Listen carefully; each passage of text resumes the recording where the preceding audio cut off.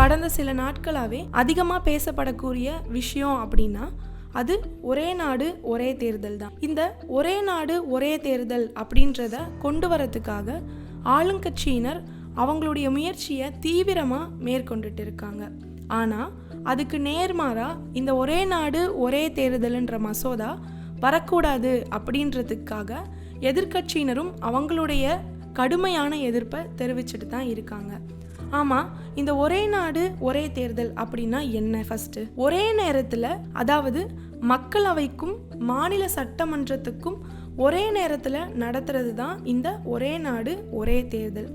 பொதுவாகவே ஒரு ஆட்சிக்கு 5 வருஷம்தான் பதவிக்காலமாக இருக்குது.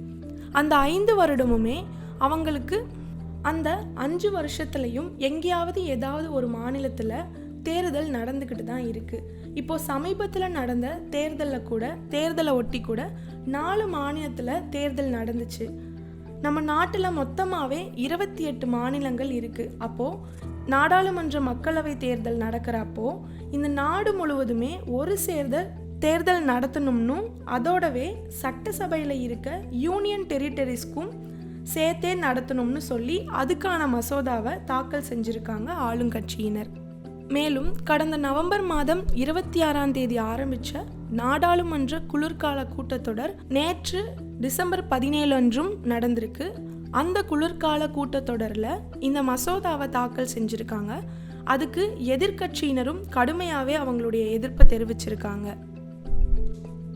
ஆல்ரெடி இதுக்காக முன்னாள் குடியரசுத் தலைவர் ராம்நாத் கோவிந்தோட தலைமையில் நடத்தப்பட்ட பேச்சுவார்த்தையில் ஒப்புதல் பெற்று நேற்று இந்த ஒரே நாடு ஒரே தேர்தல் இதை அறிமுகம் பண்ணியிருக்காங்க நாடாளுமன்றத்தில்.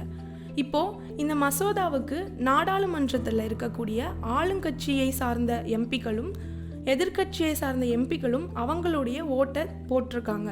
அதில் இந்த மசோதாவுக்கு ஆதரவாக 269 எம்பிக்களும் எதிராக 198 எம்பிக்களும் அவங்களுடைய ஓட்டை போட்டிருக்காங்க. இப்போது ஒரு நாடாளுமன்ற அரசியல்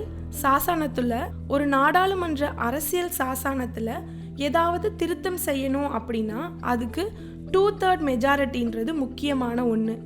இன்னைக்கு பார்லிமெண்ட்டில் இருந்த 377 எம்பிகளோட ஆதரவு இருந்தால் தான் இந்த மசோதாவையே அவங்க அரங்கேற்ற முடியும். அதனால் எதிர்கட்சியினர் 2/3 கூட இல்லாததால் இது தார்மீக தோல்வியாகவே இருக்குது. பாஜகவால் ஒரே நாடு ஒரே தேர்தல்ன்ற சட்டத்தை கொண்டு வரவே முடியாதுன்றதை ஆணித்தரமாக தெரிவிச்சிருக்காங்க. ஆனால் இது வெறும் டிசிஷன் ஆஃப் ஹவுஸ்க்கு அனுப்பக்கூடிய வாக்குறுதின்றதுனால சிம்பிள் மெஜாரிட்டிஸ் இருந்தால் போதுன்ற காரணத்தினால் இந்த மசோதா ஜேபிசிக்கு அனுப்பப்பட்டிருக்கு. ஜேபிசி கிட்ட இருந்து நாடாளுமன்றத்திற்கு மீண்டும் வரும்பொழுது 2/3 இல்லாட்டி இந்த ஒரே நாடு ஒரே தேர்தல் அப்படின்ற மசோதாவை அமல்படுத்தவே முடியாது. ஒருவேளை அதன் பின் மறுபடியும் நாடாளுமன்றத்தில் 2/3 மெஜாரிட்டி கிடைச்சிருச்சு அப்படின்னா அதே மாதிரி மாநில சட்டசபையில் பாதி சட்டசபை ஆதரவு தெரிவிக்கணும்.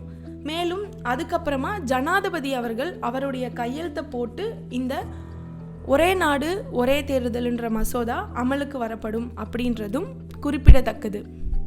மேலும் இதில் நம்ம கவனிக்க வேண்டிய இன்னொரு விஷயம் இருக்குது. அது என்னன்னா, இவ்வளவு முக்கியமாக ஒரே நாடு ஒரே தேர்தல்ன்ற மசோதா வேணும் அப்படின்னு சொல்லி ஆளுங்கட்சியினர் கூறிட்டு இருக்க சமயத்தில் இதை நாடாளுமன்றத்தில் அறிமுகப்படுத்தும் பொழுது பிரதமராகிய மோடி அந்த நாடாளுமன்றத்துக்கு வரவே இல்லைன்றதும் குறிப்பிடத்தக்கது. அதே போல் எதிர்கட்சி தலைவராகிய ராகுல் காந்தி அவர்களும் நாடாளுமன்றத்திற்கு அன்னைக்கு வரல அப்படின்றதும் குறிப்பிடத்தக்கது.